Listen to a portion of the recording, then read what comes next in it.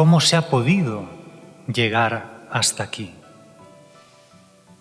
Desde el punto de vista histórico, y sin ánimo de ser exhaustivo, son varias las causas que influyeron.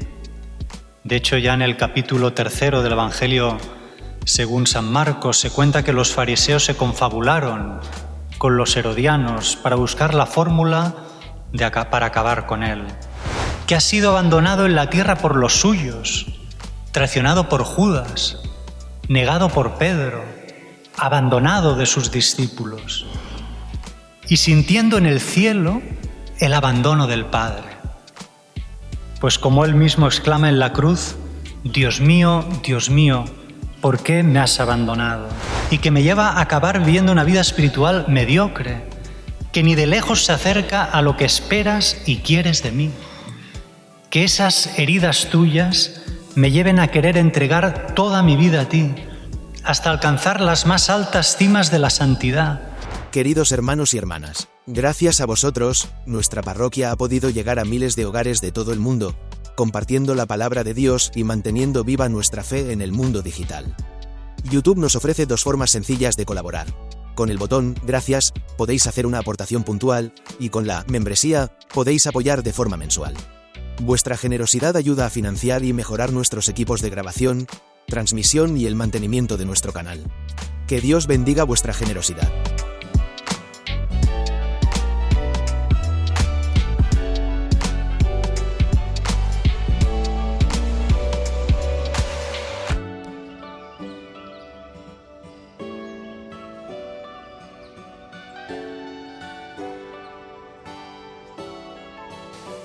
Pasión de nuestro Señor Jesucristo según San Juan. En aquel tiempo salió Jesús con sus discípulos al otro lado del torrente Cedrón, donde había un huerto, y entraron allí él y sus discípulos. Judas, el que lo iba a entregar, conocía también el sitio, porque Jesús se reunía a menudo allí con sus discípulos. Judas entonces, tomando una cohorte y unos guardias de los sumos sacerdotes y de los fariseos, entró allá con faroles, antorchas y armas. Jesús, sabiendo todo lo que venía sobre él, se adelantó y les dijo: ¿A quién buscáis? Le contestaron: A Jesús el Nazareno. Les dijo Jesús: Yo soy. Estaba también con ellos Judas, el que lo iba a entregar. Al decirles: Yo soy, retrocedieron y cayeron a tierra. Les preguntó otra vez: ¿A quién buscáis? Ellos dijeron: A Jesús el Nazareno. Jesús contestó: Os he dicho que yo soy. Si me buscáis a mí, dejad marchar a estos. Y así se cumplió lo que había dicho: No he perdido a ninguno de los que me diste. Entonces Simón Pedro, que llevaba una espada, la sacó e hirió al criado del sumo sacerdote, cortándole la oreja derecha. Este criado se llamaba Malco. Dijo entonces Jesús a Pilato: Mete la espada en la vaina. El cáliz que me ha dado mi padre, ¿no lo voy a beber? La corte, el tribuno y los guardias de los judíos prendieron a Jesús. Lo ataron y lo llevaron primero a Anás, porque era suegro de Caifás, sumo sacerdote aquel año. Caifás era el que había dado a los judíos este consejo: conviene que muera un solo hombre por el pueblo. Simón Pedro y otro discípulo seguían a Jesús. Este discípulo era conocido del sumo sacerdote y entró con Jesús en el palacio del sumo sacerdote, mientras Pedro se quedó fuera a la puerta. Nos podemos sentar. Salió el otro discípulo, el conocido del sumo sacerdote, habló a la portera e hizo entrar a Pedro. La criada portera dijo entonces a Pedro: ¿No eres tú también de los discípulos de ese hombre? Él dijo: No lo soy.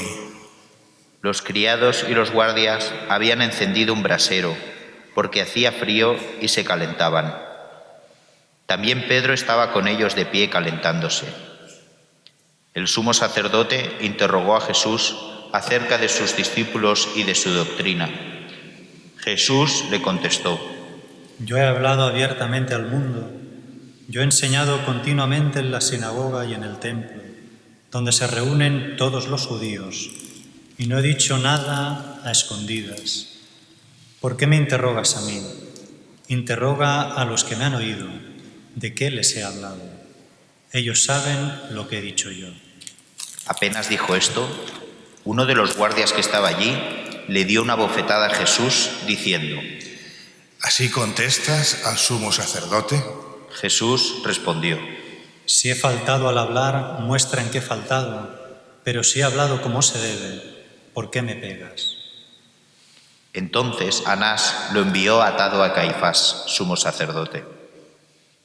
Simón Pedro estaba de pie calentándose y le dijeron: ¿No eres tú también de sus discípulos? Él lo negó diciendo: No lo soy. Uno de los criados del sumo sacerdote, pariente de aquel a quien Pedro le cortó la oreja, le dijo: ¿No te he visto yo con él en el huerto? Pedro volvió a negar y enseguida cantó un gallo. Perdona tu pueblo, Señor.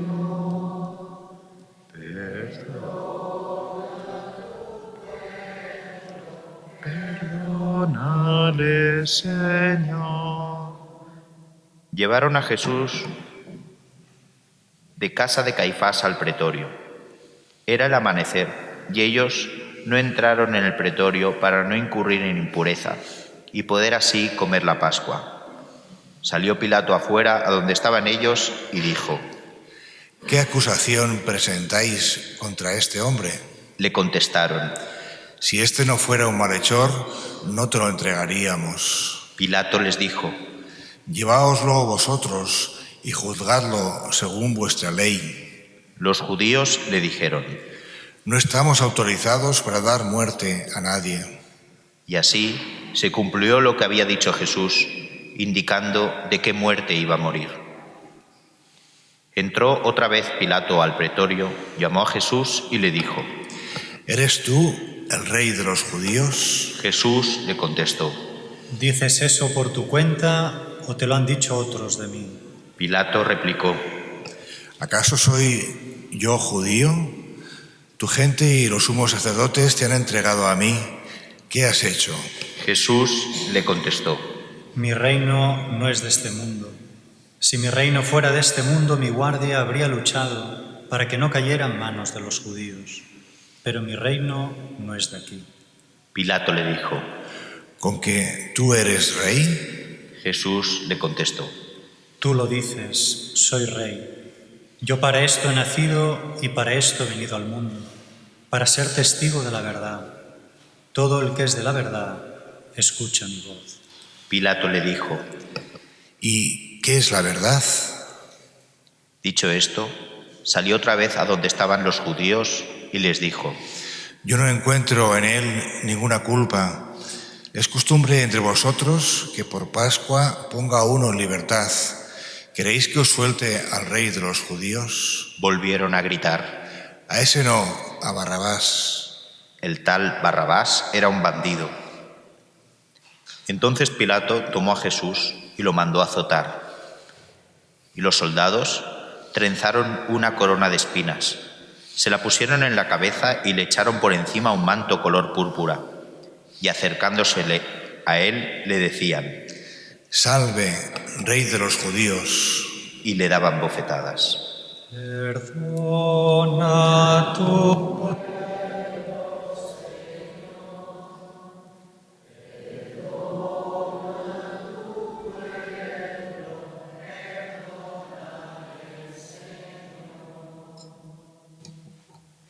Pilato salió otra vez afuera y les dijo: Mirad, os lo saco afuera para que sepáis que no encuentro en él ninguna culpa. Y salió Jesús afuera, llevando la corona de espinas y el manto color púrpura. Pilato les dijo: Aquí lo tenéis. Cuando lo vieron los sumos sacerdotes y los guardias, gritaron: «Crucifícalo, crucifícalo». Pilato les dijo: «Lleváoslo vosotros y crucificadlo, porque yo no encuentro culpa en él». Los judíos le contestaron: «Nosotros tenemos una ley y según esa ley tiene que morir, porque se ha declarado Hijo de Dios». Cuando Pilato oyó estas palabras, se asustó aún más. Entró otra vez en el pretorio y dijo a Jesús: «¿De dónde eres tú?» Pero Jesús no le dio respuesta.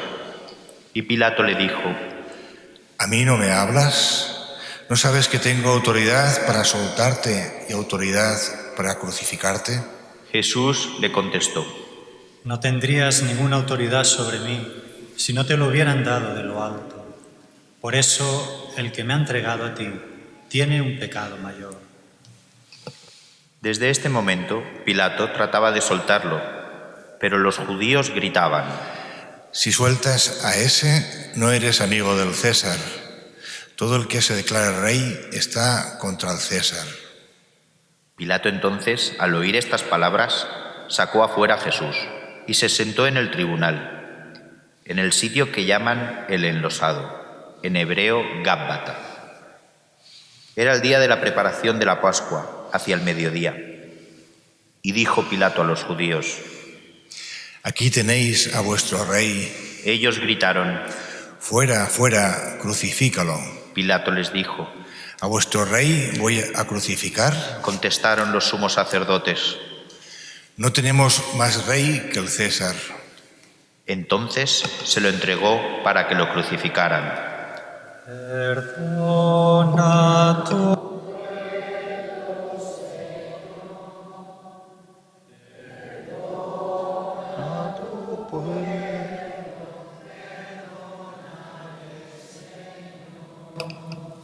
Nos ponemos en pie.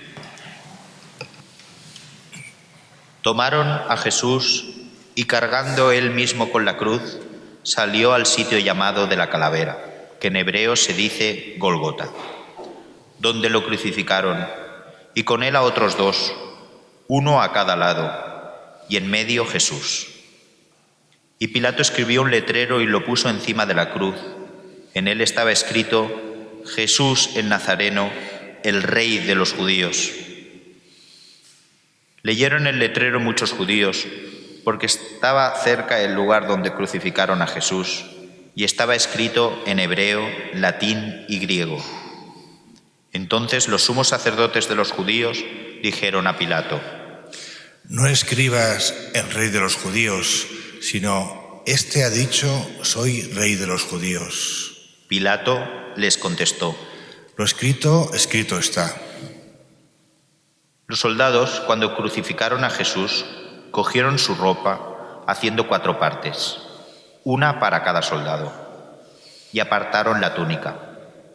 Era una túnica sin costura, tejida toda de una pieza de arriba abajo, y se dijeron: No la rasguemos, sino echemos a suertes, a ver a quién le toca. Así se cumplió la escritura: se repartieron mis ropas y echaron a suerte mi túnica. Esto hicieron los soldados.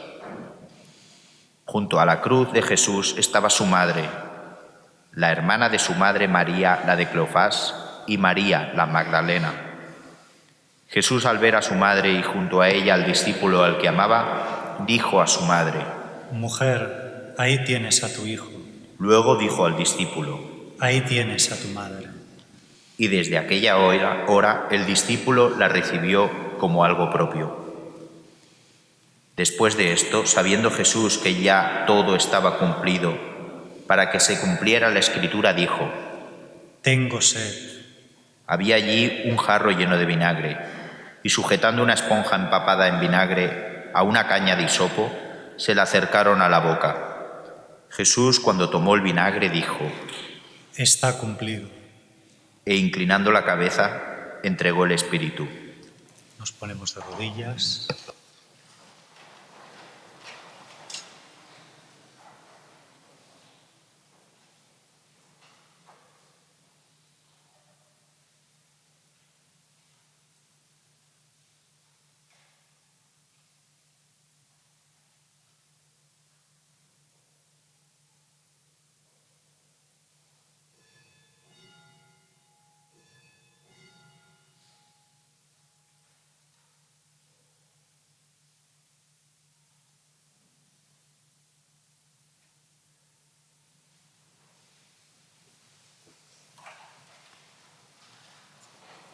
Los judíos entonces, como era el día de la preparación, para que no se quedaran los cuerpos en la cruz el sábado, porque aquel sábado era un día grande, pidieron a Pilato que se les quebraran las piernas y que los quitaran.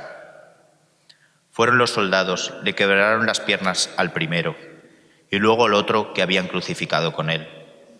Pero al llegar a Jesús, viendo que ya había muerto, no le quebraron las piernas, sino que uno de los soldados con la lanza le traspasó el costado y al punto salió sangre y agua. El que lo vio da testimonio y su testimonio es verdadero, y él sabe que dice verdad, para que también vosotros creáis. Esto ocurrió para que se cumpliera la Escritura. No le quebrarán un hueso, y en otro lugar de la Escritura dice, mirarán al que traspasaron.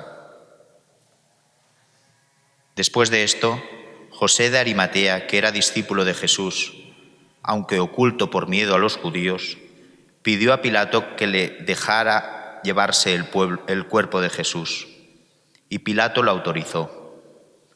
Él fue entonces y se llevó el cuerpo. Llegó también Nicodemo, el que había ido a verlo de noche, y trajo unas 100 libras de una mixtura de mirra y aloe. Tomaron el cuerpo de Jesús y lo envolvieron en los lienzos, con los aromas, según se acostumbra a enterrar entre los judíos.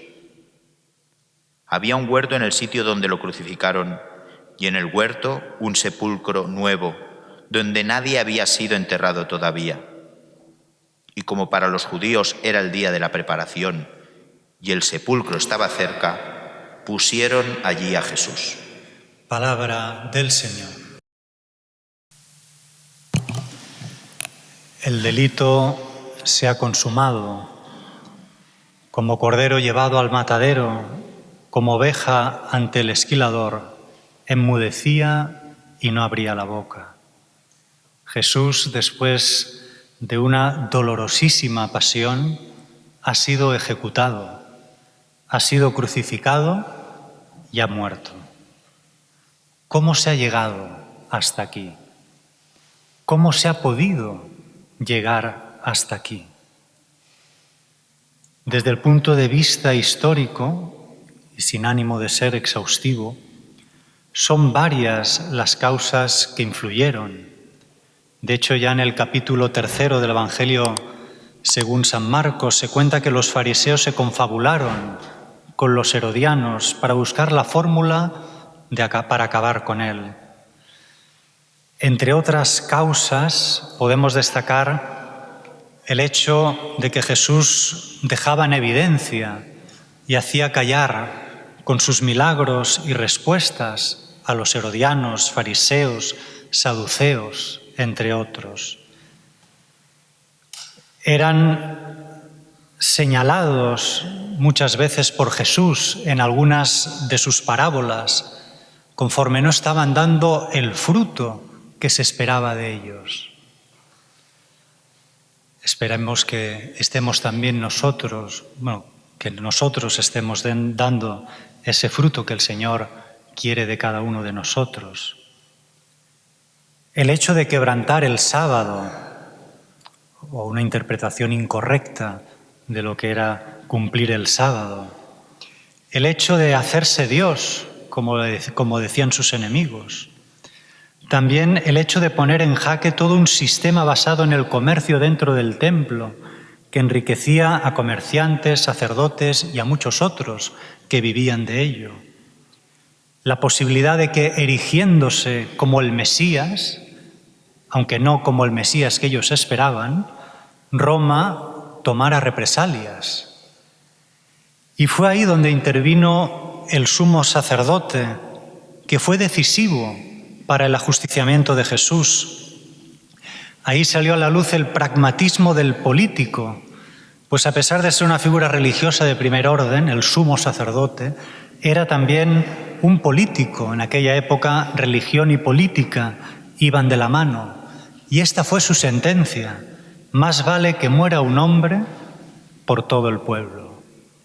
Y así lo apresaron, lo juzgaron, y como no podían darle muerte, pues era una pena reservada al pueblo invasor, el romano. Lo llevaron a Pilatos, que también, en fin, iba a decir como buen político, pero en fin, no sé si decir como buen político, prevaleció también su pragmatismo.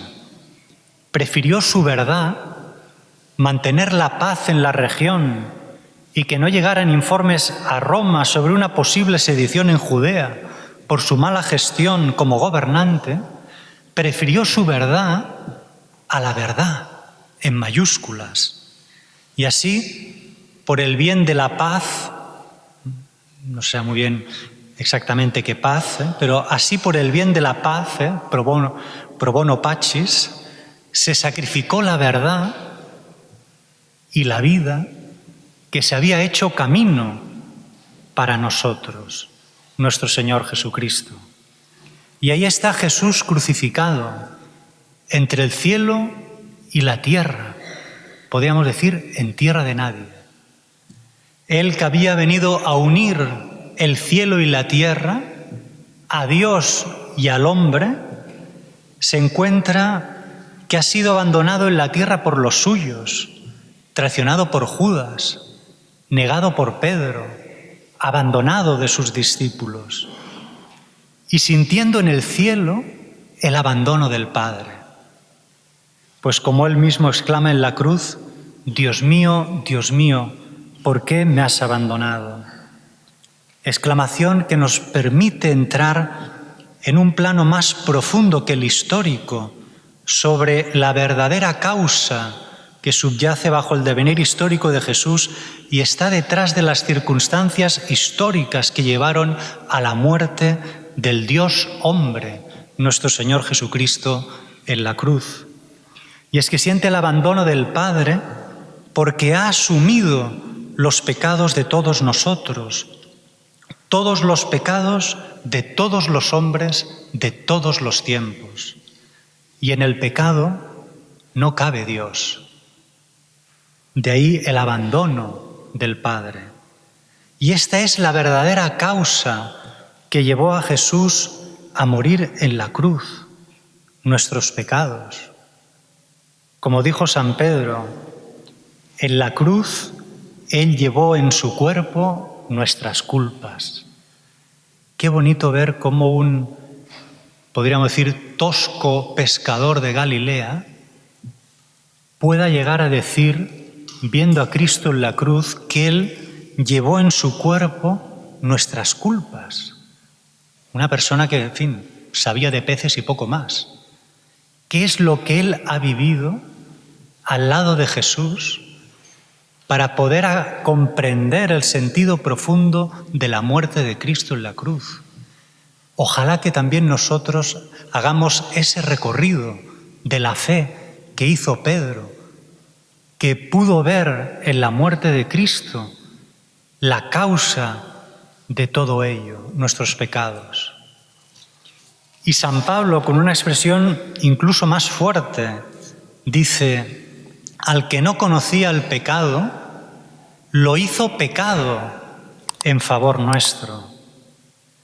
Precisamente por eso, por culpa de nuestros pecados, los tuyos y los míos, para poder unir a Dios y al hombre en un abrazo eterno, experimentó como Dios el abandono del Padre y como hombre su dolorosísima pasión, como ya profetizó Isaías en los cánticos del siervo sufriente de Yahvé, que es Jesucristo, el cual dice: de tan desfigurado no parecía hombre, ni tenía aspecto humano. Y es que el justo castigo que merecían nuestros pecados recayó sobre él. Como profetizó Isaías, nuestro castigo saludable cayó sobre él.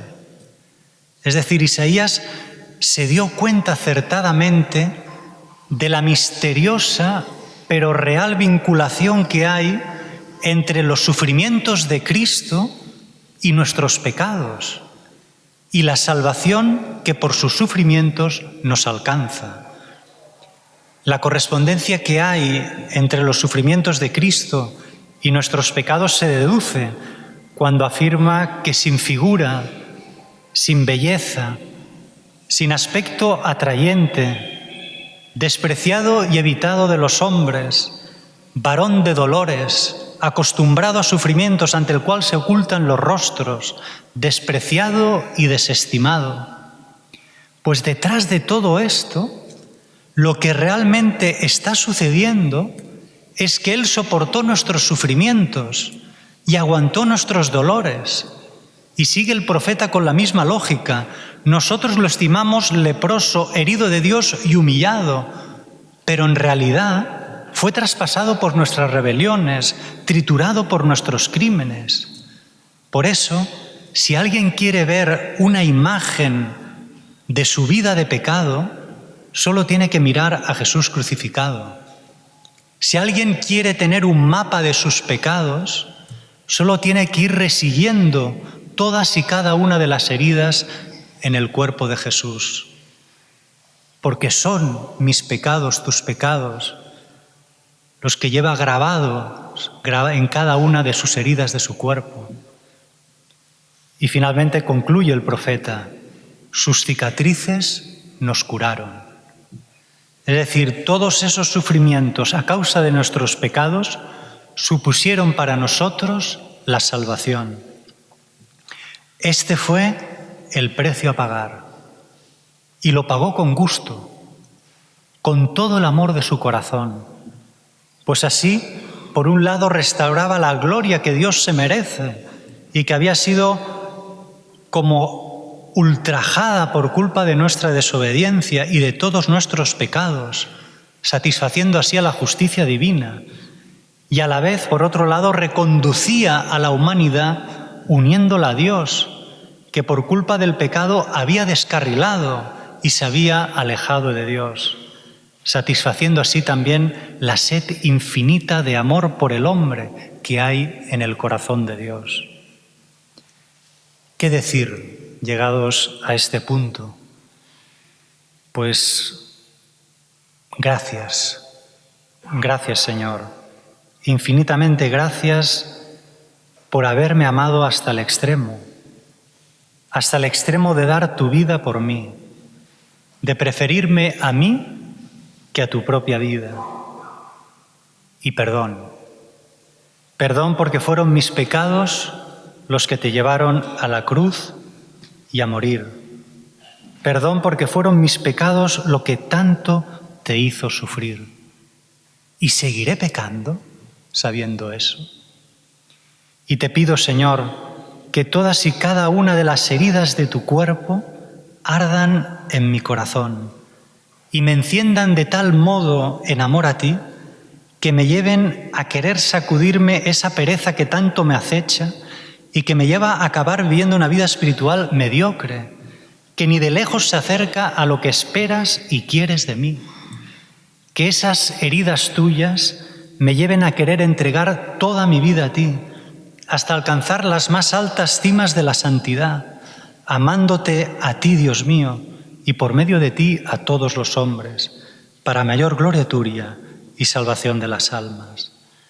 Y cuando por desgracia peque, vaya corriendo al confesionario para darte el gusto de poder derramar en mí tu amor y tu misericordia, renovándome interiormente todo mi ser y fortaleciéndome para volver a la lucha por la santidad que me lleve a identificarme plenamente contigo.